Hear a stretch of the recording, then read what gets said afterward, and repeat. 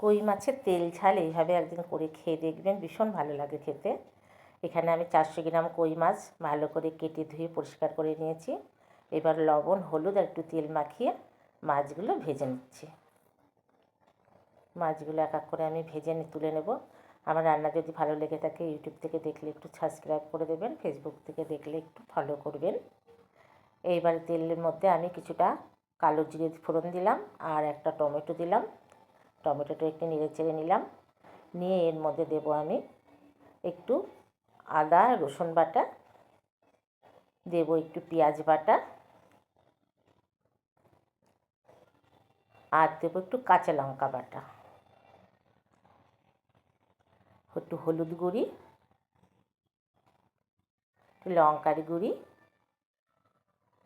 আর একটু জিরে আর ধনের গুঁড়ি দিলাম, আর দেবো স্বাদ মতো লবণ দিয়ে এবারে সামান্য একটু জল দিয়ে আমি মশলাটাকে ভালো করে কষে নেব।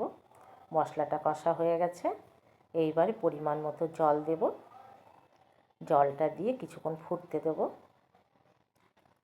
ঝোলটা আমার ফুটে গেছে, এইবারে ভেজে রাখা মাছগুলো দিয়ে আর একটু রান্না করে নেব। রান্নাটা প্রায় হয়ে এসছে, এবার এর মধ্যে দেবো একটু গরম মশলার গুঁড়ি আর দেবো একটু উপর থেকে সর্ষের তেল। সর্ষের তেলটা দিলে তেল ঝালটা, কই মাছের তেল ঝালটা খেতে খুব ভালো লাগে। এবারে নামিয়ে নেব। হয়ে গেছে আমার কই মাছের তেল।